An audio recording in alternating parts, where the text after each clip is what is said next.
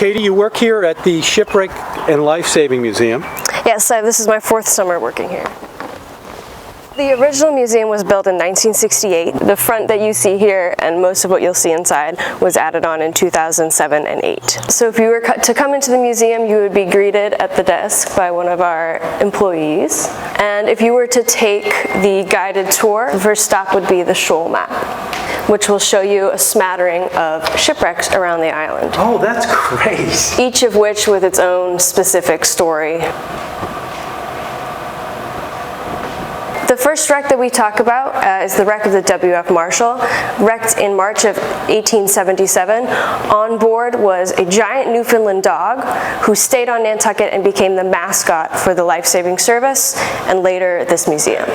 This room is what the original museum was built as, and here we have 2 original surf boats that were used on Nantucket during rescues. One from the days of the Mass Humane Society and one from the days of the Lifesaving Service. So today we have one singular Coast Guard station because we only really need one point. But when technology wasn't as advanced, they needed multiple points around the island.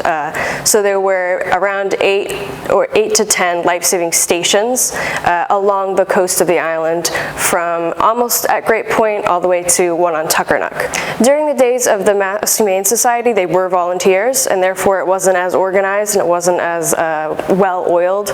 But then during the days of the Lifesaving Service, it was a federal operation, so they were paid, and that was their full-time job. So along the wall here we have quite a few original quarter boards from wrecks around the island. These were snatched up by Nantucketers who would keep them as a souvenir, put them on the sides of their houses, and now today people have quarter boards made specifically for their houses, sort of carrying on that tradition. So our new exhibit this year is honoring the wreck and rescue of the Andrea Doria. This is in July of 1956, and this is a brand new Italian ocean liner.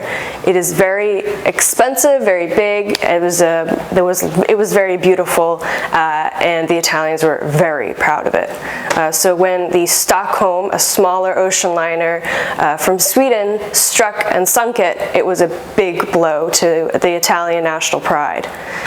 So every little plaque here is a different story, from refugee Hungarian ballet stars to a little girl who was swept up from the Andrea Doria onto the Stockholm and survived that incident.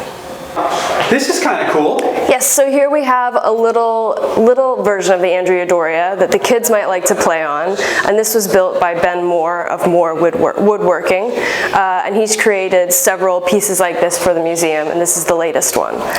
So if you're out here enjoying the beautiful view of Folgers Marsh, amazing. You can also read up about the Coast Guard. So this is just a little bit of information about how they operate, what they do, and how you can also stay safe at sea. So if you had your little ones out here, they could either pretend that they were climbing the rigging on one of these big ships, or they could take a swing on these 2 breeches buoy swings, and they can pretend that they're being whisked from a wrecking ship down to the safety of the shore.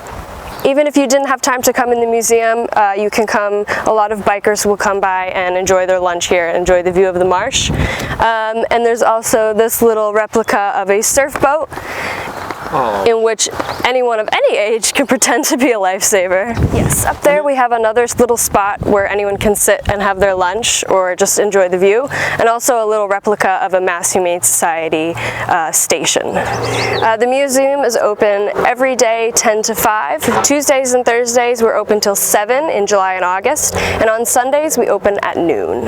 And don't miss the Out of the Fog, remembering that was really cool. Yes. The Andrea Doria. The Andrea Doria is our main exhibit this year, so you can't miss it. Thank you.